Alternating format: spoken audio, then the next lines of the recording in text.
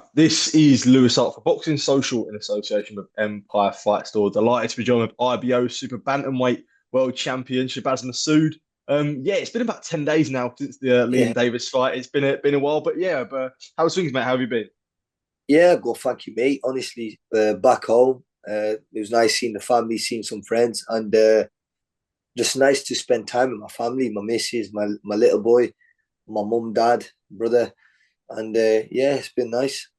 I was going to say, I know we are talking a little bit about off camera, but no one really talks about sort of the after effects after a fight. Like, you Yeah, do have such a high and it brings it back down. But yeah, any no problems with that then?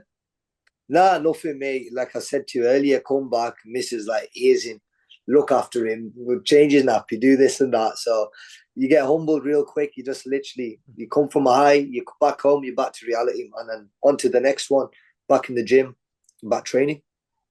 Absolutely, for sure. And yeah, as you say, riding high momentum off that fight against Liam Davis. Yeah, with it being about 10, 11 days, I don't know how many times, if you've watched it back. I mean, if I was you and I I watched it watched back it back a loads. good few Yeah, times. yeah. I guess when you look back on it now, how do you reflect on that fight and that night as a whole? Uh, Honestly, amazing night. It's one of the best nights of my life, and really enjoyed it. Watching the fight back, it was beautiful to watch. And honestly, I was sat with a few of the lads the other day, and they were showing me Snapchats from the crowd. I was like, "Whoa, this atmosphere is crazy!" I was like, "You don't really, as a fighter, you zone out of everything else." But I was thinking to myself, "Oh my gosh, I would have loved to have been in the crowd," but I was in Yeah. there doing the business. Yeah, yeah, that was something I was going to touch on a little bit, but one thing I also wanted to sort of bring to it, it wasn't actually something I asked you after the fight, which I was sort of kicking myself before, but I think I'll ask you now. It's sort of settled, but Yeah, one of the big things in the fight was the scorecard. Obviously, it was given to Liam Davis, and I wanted to get your point of view because when you hear that and you're in the ring and you hear like we have a split decision.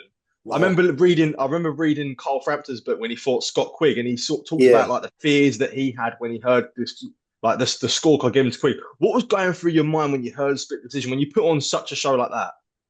You know what? I was like a bit shocked. My team and coaches were all shocked as well. And but you know what? I just I just had this feeling though in my heart in terms of like I'm a God fearing man, and I just knew like God's gonna bless me. God won't do this to me. And then when they read and they knew, I just knew it. Yeah, but at the same time, it was a bit of a downer on such a beautiful performance. Mm-hmm. But at the same time, it comes with the game. It's been like that for years. There's bad scorecards week in and week out. People see scorecards. They're like, "What the hell? What was that guy watching?" But they should do something about it. They should do something about it.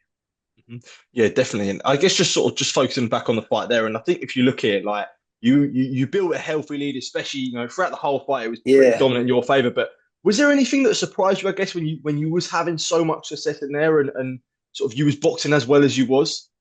No, like a lot of people. So like I read stuff after the fight, and people like, "Oh, Liam this, Liam that." That was the best Liam Davis. Even before the fight, he was saying to me, "Go, this is the best shape I've ever been in. I'm ready," and it was the best Liam Davis. And obviously, leading up to the fight, even watching him fight and stuff, you think, "Wow, he's a killer." He beat Mhm. top names in easy fashion, like devastating knockouts. So everyone was writing me off, but I knew, man. I just knew. I knew I got the skills to beat him. I got the. I just knew it, man. Yeah, I was going to ask you that. As you see there, when you look to like Liam run into the fight, he like knocked out Jason Cullinan, knocked out Lefamina, knocked out Ayala, like all of them Even knockouts, Robles, man, when Rob he put Blair's him as down. well. Like all them sort of like, was that ever something that you was thinking about? Like, I think when I'm sure you would look through Instagram, all them sort of highlights of playing. Like, was there ever Yeah. that like when you face a puncher, for example, or face a guy who's bit on that knockout streak, like was there ever that sort of that apprehension or fear in your mind? That I have something to be wary of. No, because like a lot of people before the fight was questioning my chin, my grit. Even Liam was questioning my dog, the dog inside of me. But anyone who knows me knows what I'm like. Like like you hit me with two, I'm gonna hit you with six. That's the kind of guy I've always been, and I've been like that since a kid. So I never doubted myself. I just believed in my skills, and yeah.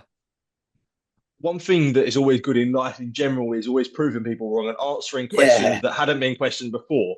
How do you sum up that feeling for yourself where you prove everyone so wrong like you did? Like, I'm sure you would have looked around and, whether it be sort of during the fight week stuff, you'd have been thinking, these guys don't believe in me. yeah. And to prove them right, like how do you even describe that feeling? It was a nice feeling. It was a very nice feeling. I, like I always say to people, I'm in boxing to prove people how good I am. I've always been the kid that everyone thought, he's good. And everyone, the mad thing is with boxing as well. Everyone's got opinions. So there's always going to be someone who's going to doubt you. Yeah. So I'm going to prove them wrong. I'm going to show them what time it is. Yeah. And for yourself, like when you have doubters, like is it something you like or is it something you don't really think about? Like how would you sort of flip the two like? I use it as motivation. I love it. That's my motivation. I got something to prove. You want to doubt me? I'm going to show you how good I am.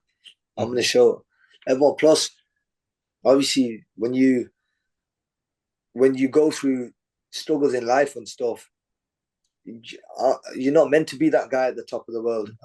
You know what I mean? But you work hard, you put it in, and you know what? You reap the rewards, and that's what I'm doing right now. Definitely. And a thing I wanted to mention with yourself, actually, I remember about 2 weeks or 3 weeks before the fight, I remember having in the gym having a conversation with your Yeah, trainer, Ben Davison. And we was speaking about the fight, and he said, "Listen, like people really don't realize how good Shabaz is, and you yeah, really like you were one of sort of like because they the fact you've been at the gym for the longest time, so you've been yeah, with Ben for such a long time. You've seen people come and go, but I guess to have that strong faith in your team that they have in you and in yourself, yeah. that must make it all the better that you've got such a strong unit behind you." Bro, that's a huge thing. Like, I remember going down to Ben's gym in it was in lockdown, and so I got married the week before. The week after, I spoke to Ben and started training with Ben, and I flew out straight away to Fuerteventura and trained with Ben there Yeah. 6 weeks, and then we came back and I was straight in Essex, and I was the first lad, like one of the first lads there. Everyone else who was there has gone, but I'm still there. Mhm. And honestly, when I went to Ben, I had nothing. He helped me out with so much. He looked after me and stuff, and I'm always grateful to him. And that's what I did. I gave him a massive hug after, and I go, you know what? I go, you believed in me when no one else did, and that's a big thing, man. Definitely. And And I guess and then Lee Wylie come down as well, and Lee Wylie and Ben, they both know how good I am. And Lee Wylie, honestly, he's a gem. He leaves his wife at home, leaves his family. He comes up and lives with the lads, especially he lives with me and Lee. What do you see in a flat? And like for a man to leave his family to come for 6 weeks to 8 weeks and live with me and just be on boxing non-stop. mhm, Honestly, I'm truly grateful. yeah, definitely. Some good words there. And I guess regardless of team support, one thing that's always been big for yourself has always been the faith as well. And I know Yeah. you've spoke about it a lot. And Boxing King Media put out a great clip before you walked Oh out yeah. against Liam Davies of yourself praying, and I know sort of there was all Alhamdulillah. sorts of things. And for yourself, you're alone in that ring, but you must feel like you have a different sort of force when you are as faithful as you are, being a man of God and Allah like you are. Do you know what? Being a God-fearing man helps me, not just in boxing, but in life. Like I'm a Muslim and I follow Islam, and it teaches you no matter what in life, you have to stay humble. You have to stay a good person and show your character to people. That's a big thing as well. Yeah, and as you said there about staying humble as well, it must be an important thing as well for yourself, where although you have a big win, there is always like this is only the start in a way, as you say. Yeah, So all that plays attribute to stay it too. grounded, man. Stay grounded. There's more to come. Definitely. I guess for yourself, I'd say like with this performance, it was a statement performance. But do you feel like you saw it as like your statement to like the world in a way, like coming up? I know the Jack Bateson fight was a big win for yourself, but That was a did you big see one. that? Do you think you saw like last Saturday like that? Was it that sort of even bigger, I guess, statement? Yeah, it was even bigger, but they've been my two toughest fights, Mhm. and they've been the two fights I've shined the most on. So I feel like that's saying something about my level in terms of it's like football. Do you know when you get your top three team, a Yeah. Liverpool, a United, that kind of team. When they play someone on their own level, they can really perform. But when you're playing Shrewsbury Town or something like that, they're not gonna perform, are they? So Yeah. that's the thing. So at the highest level, whenever I've fought at that high level, I've always performed, and that's what it's about. And another thing you mentioned earlier was your support out there. You know, it was a local Yeah. derby anyway, so the atmosphere was always going to be good. Oh, But it was I good, remember man.